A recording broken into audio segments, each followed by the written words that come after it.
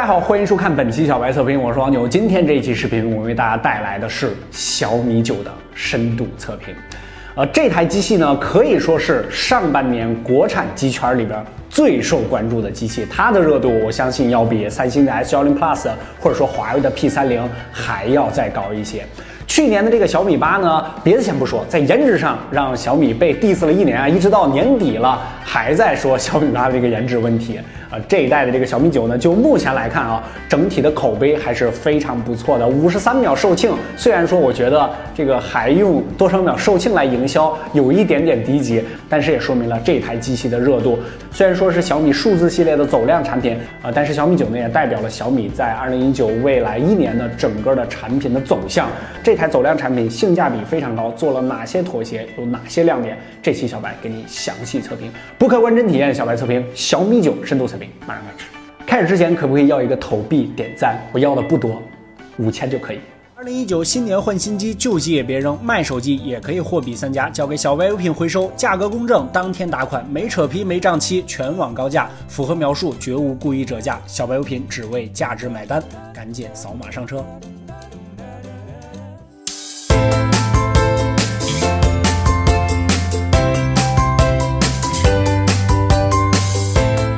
作为小米的第8款数字系列旗舰，硬件配置必然是目前的最高水平，真首发骁龙855，娱乐图跑分37万 ，Geekbench 的表现和联想 Z5P Pro GT 基本一致，直逼地表最强 A12，但是依旧还是有所差距。20款应用的2轮打开，小米第一次在小白测评微信数据库打入前10名，108秒的成绩和荣耀 V20 表现基本一致。对于小米而言，这个进步还是非常大的。不过 CPU 的跑分虽然和我们的预期有所差距，但是 GPU 方面却是出乎意料。三星 Mark OpenGL ES 3.1 跑分第一次突破了5000大关，达到了5424的高分，但是 Wildcard 模式下表现依然是有所局限，并没有完全放开的感觉。当然了，好消息在后面 ，GFX Bench 高强度的27项跑分，最后得了11万7，领先曾经的第1名16 Plus 1.7万之多。小米9成功登顶数据库第一，这才是85应该有的水平吧。当然了，跑分归跑分，游戏表现好才是真的好。破解画质下，刺激战场自然是毫无压力，稳如老狗。自然请出我们的杀手级游戏方舟，手动最高画质下平均25帧，2帧左右的波动，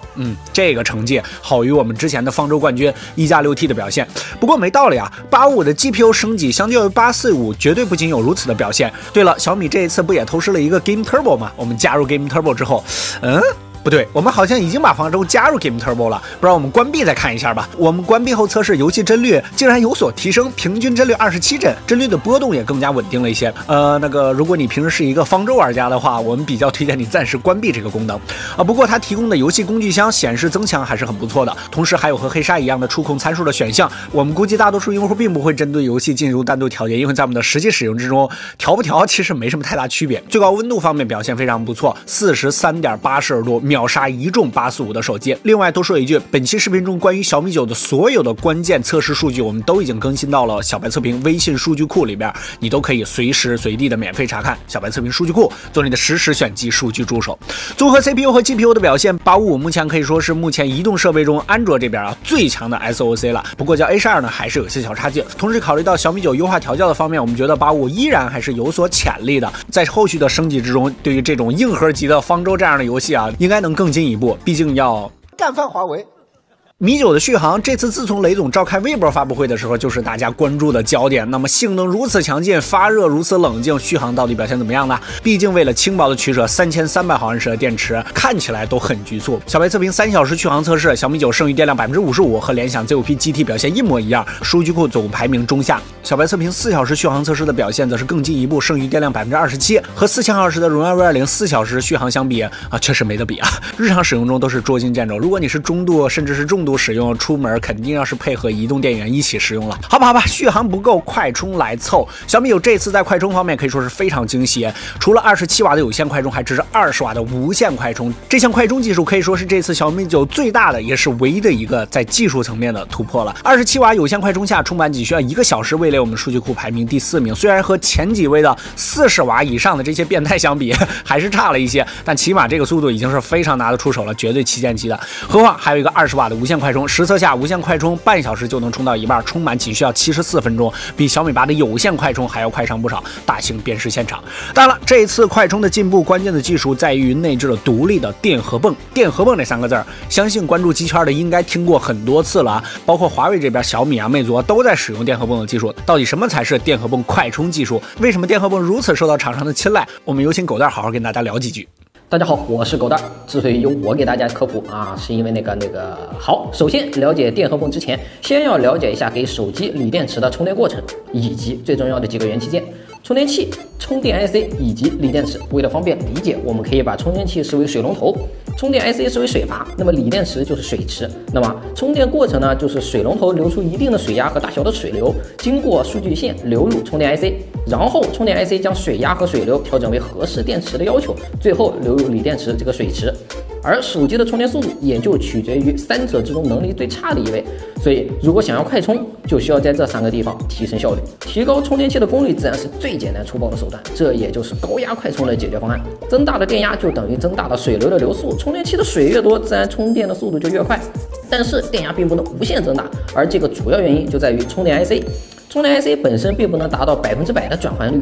目前普遍的直流转换 IC 效率一般都在90%左右，而其余10%则以发烧的形式散发掉了。增大的功率自然就增加了发烧，而不是发热啊！发热是充电的大忌，自然充电速度提升就有限。另一个方案则是低压直充，例如沃克闪充，直接将手机的充电 IC 移至充电器上，从而解决了手机发热的问题。但是这又对充电器的体积有所要求，毕竟还是要散热的嘛。同时，由于充电器直接输出了电池所需的大电流，对于数据线的要求也更高，普遍的小水管数据线自然是无法胜任的，这也导致了成本的增加。而电荷泵的出现正好解决了充电 IC 的发热问题，而电荷泵解决发热的原理呢也非常简单粗暴，依靠的就简单就意味着更少的电路以及更少的元器件，那么整体的损耗就更低，发热自然也就更低。没有发热的顾虑，能够火力全开的时间就越多，能够提升的功率就更高。那么想要简单的理解电荷泵电路，只需要了解2个简单的概念：串联和并联。这是一幅简单的背压电荷泵电路图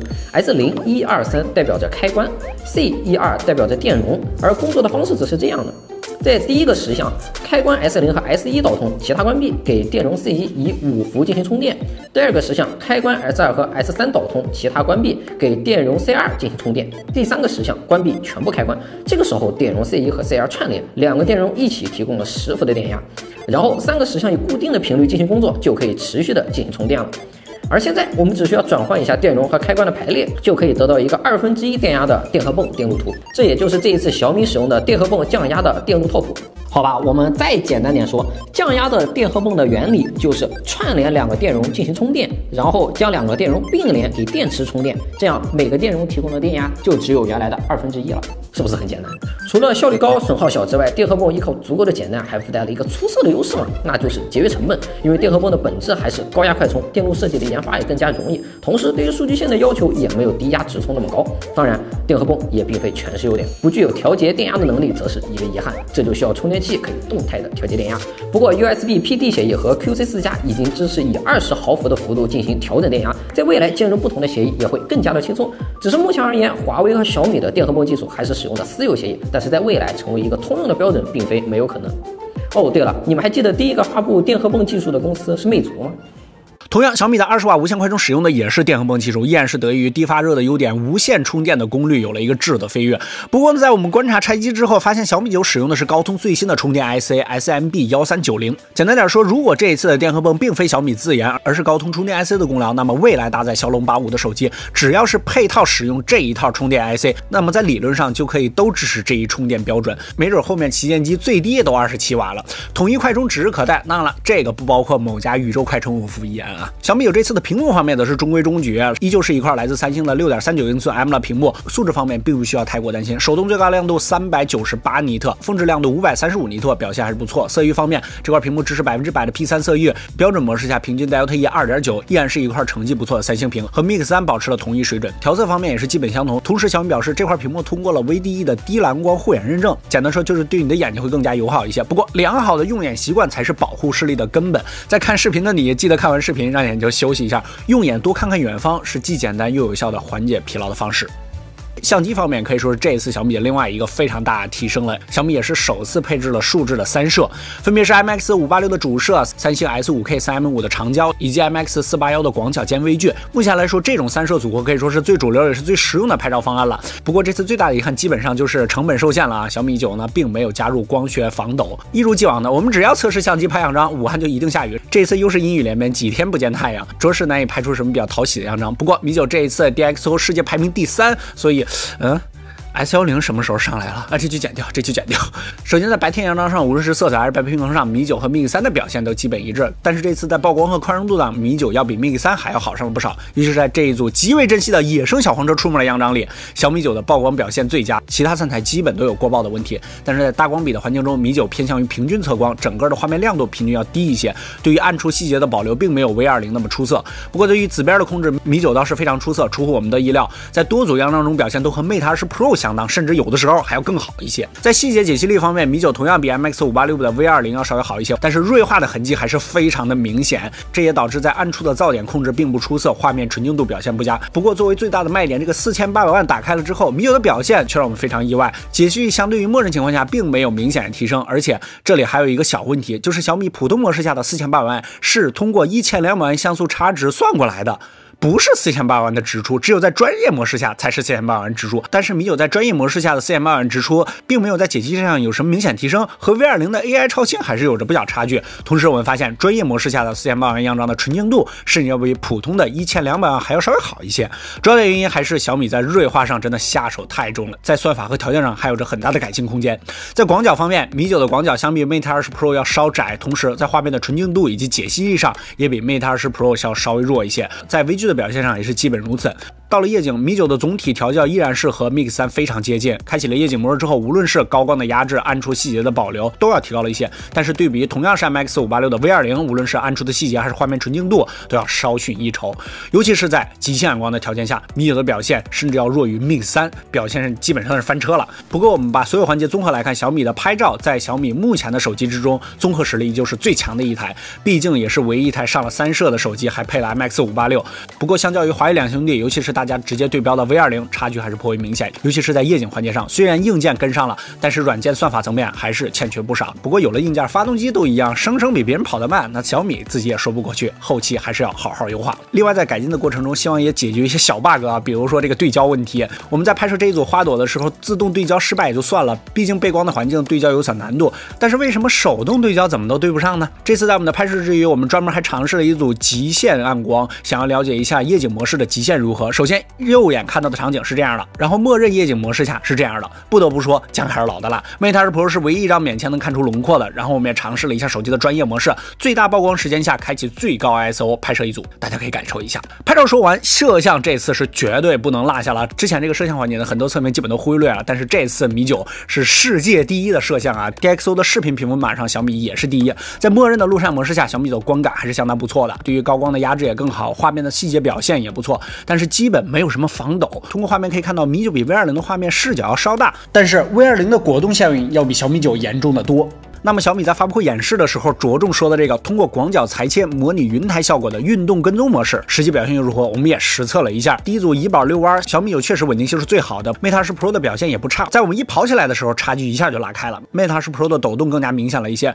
同时伴随着轻微的果冻效果，小米9依然非常稳，但是果冻效应也要严重了一些。不过总体来看，米9的摄像表现也是最佳的。不要急，我们的狗蛋非要表演一下二哈犯傻，我拦都拦不住啊！走出了这个六亲不认的步伐，下面他要开始跑步了，他开始跑了。这个时候米9出现了明显的抖动，同时狗蛋跑到画面边缘位置的时候，米9也出现了跟踪失败的问题。此处手动艾特一下大疆，希望小米跟大疆多交流一下。在我们的多次测试中，拍摄者如果是大幅运动，都可以复现这一问题。同时，画面中运动的物体太多，也容易出现跟踪失败的问题。在运动跟踪上还需要加强。总结一下，对于普通的拍摄者来说，目前小米的摄像已经是非常不错了。它拿第一那确实是综合实力，但是广角裁切的运动跟拍，实际和我们的预期差距有点大。不过我们也并不否认这是一个不错的功能，只是小米目前在软件算法层面还没有成功驾驭。最后的最后，我们想单独聊聊这次Mi 9的设计，以及这一款可能是最后不涨价的小米数字旗舰了。其实细看一下Mi 9，异性屏、金属中框、3D 肉纹玻璃、渐变色、数字摄像头等等等等，这些都是8个月之前小米8使用过的元素。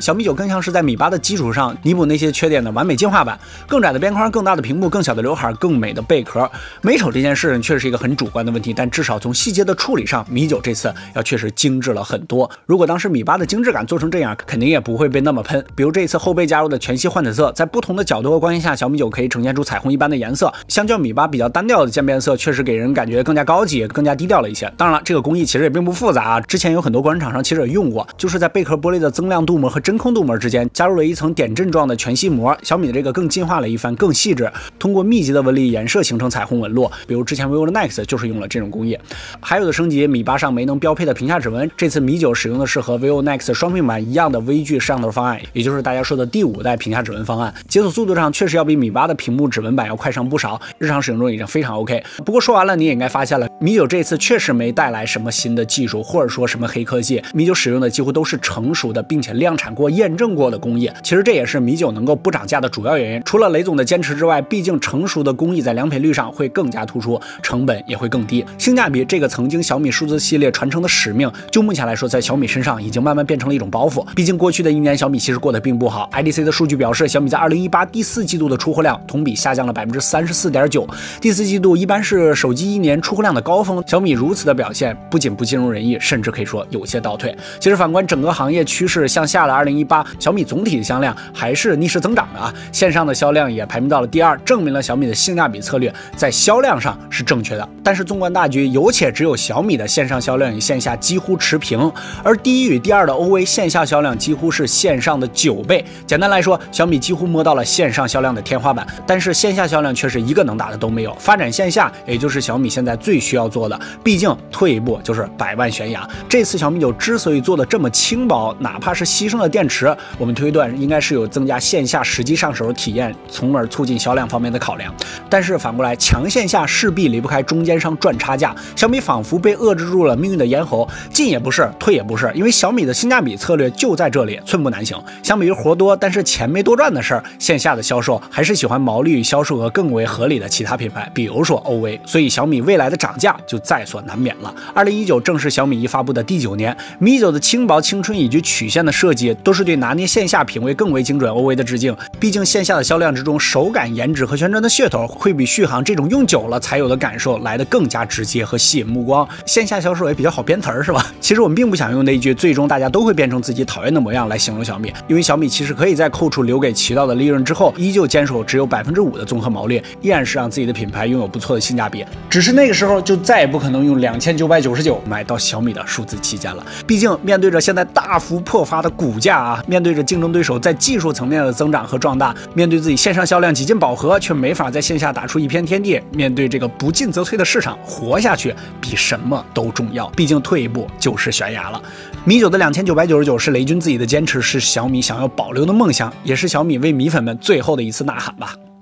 整个测评完之后，我们内部对小米9这台机器还是非常满意的。就从品牌上来说，我个人觉得小米现在已经被性价比给绑架了，有一点骑虎难下了。从行业上来说呢，有很多不太喜欢小米的用户啊，都说小米是这个组装厂，所有的产品和技术呢都不是它的，这个原料呢都是非常依赖于这个上游的供应链的。这个都是需要钱来研发的。这次的 MWC 上，不管是 OV 还是华为，都发布了自己的这个新的黑科技啊，或者说新的技术，折叠屏手机，或者说10倍的混合变焦等等等等，这些都是需要大量的资金来投入研发的。我们确实想一想啊，好像没有听过小米有过这种非常给力的黑科技，或者说领先的这个科技啊，这也是说明了这个小米整个这个产线的利润率都比较低。对于一个品牌长远发展来看呢，一直性价比真的不一定是一个好事儿。赢得了口碑，但是在技术层面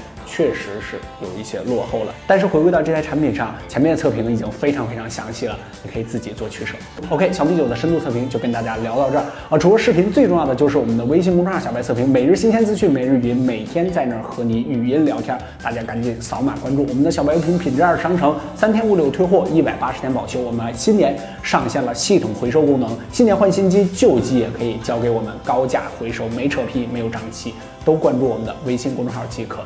对我们的视频有什么建议、质疑、提问，关注我们的新浪微博小白 MTX， 不客观真体验，小白测评。我们下期视频再见，拜拜！记得点赞、打赏、投硬币，谢谢。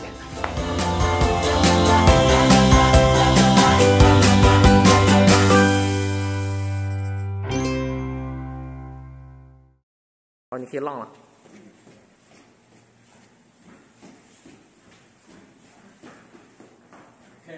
跑起来！真跑！快！好。